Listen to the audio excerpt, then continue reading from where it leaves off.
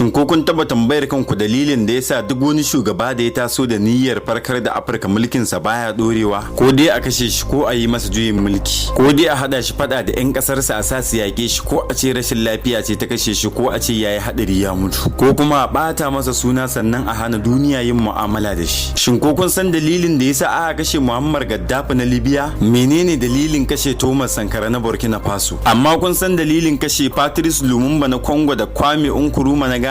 Shin menene dalilin kashe Murtala Muhammad na Najeriya? Ko kun san cewa daga karbar yancin kan boge daga hannun turawan mulkin mallaka zuwa yau an kashe wa Afirka jajirtattun shugabanni masu tarin yawa? To da fara dai ga wasu kaɗan daga cikin nagartattun shugabannin Afirkan da suka kashe mana waɗanda da yawan mu ma ba san su ba. Sun kashe Sylvanus Olympio na ƙasar Togo a shekara ta 1963 kawai saboda ya ƙi yarda ya yi amfani da tsarin takardar kuɗin wata turawan Faransa. Shi kuma Amilcar Cabral na Gini Bisau sun kashe shi a shekara ta 1973 ne saboda kokarinsa na hada kan 'yan Afirka domin yakar tsarin mulkin zalunci na turawan Portugal. Sun kashe Steve Biko a 1977 saboda yin tsayin daka da magana akan 'yancin bakar fata a kasarsa. Suka sanya 'yan sanda suka kama shi suka yi ta dukansa har sai da ya daina numfashi. Samora Michael na Mozambique, jajirtaccen mai kira ga samar da 'yancin kan 'yan Afirka, sun kitsa masa hadarin jirgi a kusa da kasar Afirka ta Kudu, ya mutu a 1986. Eduardo Mondlane na Mozambique ya kasance mai jajircewa wajen faɗan kwato 'yancin ƙasarsa. Shi ma sun kashe shi ta hanyar tashinsa da bam a 1969. Mahadi bin Barka, ƙwararren masani mai sukar tsarin mulkin mallakar zamani na Turawa ga Afirka,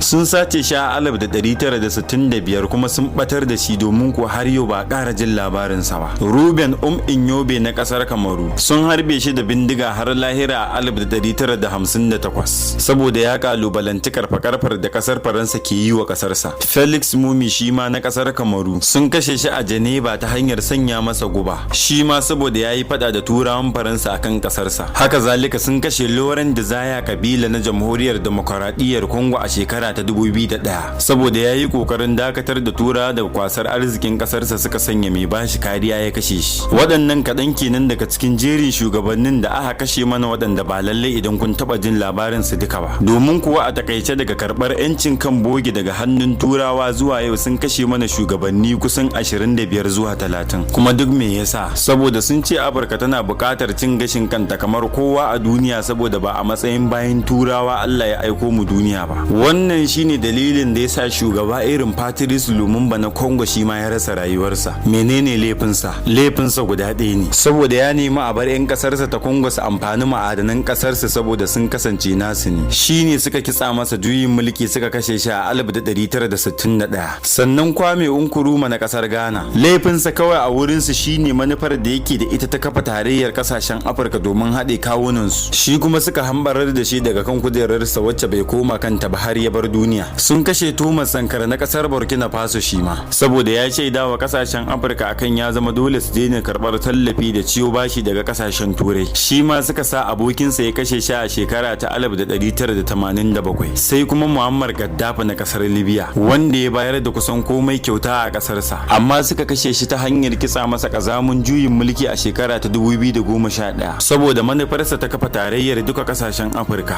tare da samar musu da kuɗi guda ɗaya, katin shaida guda ɗaya na shiga kowace ƙasa a Afirka da dai sauransu. Sannan sai Murtala Muhammad na Najeriya a fili ya kalubalanci soma bakin turawa akan sha'anin kasashen Afirka musamman Najeriya, sannan ya dinga korar kamfanonin turawa da suke tatse arzikin Najeriya suna kaiwa kasashensu. Sai dai a 1976 shi ma an kashe shi a wani juyin mulki wanda ake da kwakwaran zargin su suka kisa saboda ya zame masa karfin kafa a wannan lokaci. A takaice dai zuwa yanzu an kashe wa Afirka shugabanni kusan 30 waɗanda dukansu sun yi buri ne na ganin Afirka mai 'yanci da girma. Wannan ba wai al'amari ne da ya kamata mu mantawa, domin kuwa a yau wannan tarihi ne da yake neman maimaita kansa. A yau ma a kasar Burkina Faso akwai Kaftin Ibrahim Traore, shugaban kasa mafi kankantar shekaru a duniya a wannan lokaci. Ya kori sojojin Faransa daga kasarsa kuma yana ta kira akan haɗin kan kasashen Afirka. Sai dai daga shekara ta 2022 da ya karɓi mulkin Burkina Faso zuwa yau, sun kai masa munanan hari kusan 20 domin ɗaukar rayuwarsa, amma har yau Allah bai ba su nasara ba. A Nijar akwai tsayayyen shugaban kasa Abdulrahman Chani, ya karɓi mulkin kasar ne domin dakatar da Faransa daga kwashe masa arzikin kasa kamar ma'adanin uranium da sauransu. wasu, shi ma ya kori sojojin Faransa daga kasar ta Nijar. A Mali kuma akwai Assimi Goita, shi ma dai ya raba gari da Faransa kuma ya kori sojojinsu daga kasarsa, sannan ya ci alwashin kare kasarsa daga farmakinsu. Haka zalika a Gini akwai Mamadu Dumboya, ya ci alwashin kawo karshen cin hanci da rashawa da kuma tsoma bakin turawa a sha'anin kasar tasa, tare da dawo da arzikin kasarsa da aka sace zuwa kasashen waje. Waɗannan mutane suna dauke da manufofin da su Gaddafi da Thomas Sankara suka so cimmawa ne, sai dai bayan kashe su Gaddafi su ma yanzu ana neman rayuwarsu. Amma ba ku fahimci wani renin hankalin turawa a cikin wannan al'amari ba. Sun ce Afirka ba za ta iya samarwa da kanta ci gaba ba, amma suna dakilewa ko su kashe duk wanda ya yi kokarin ciyar da Afirkan gaba. Me yasa nagartattun shugabannin Afirka ba sa dadewa akan mulki suke rasa rayuwarsu ko kuma a sauke su? Sannan me yasa shugabannin turawa da karnukan farautar su na Afirka suke shafe gwamman shekaru akan karagar mulkin su suna zuba sharafi ba tare da sun rasa rayukansu ba? Me yasa Afirka ba ta tsoma baki akan al'amuran kasashen Turai? Sannan me yasa ba a taba samun wata ƙasa ta Afirka da hannu a shirya wata ƙasar Turai makirci ko tuggu ba? Shin wai me yasa turawa ba za su yi rayuwarsu su kyale Afirka ita ma ta yi tata ba?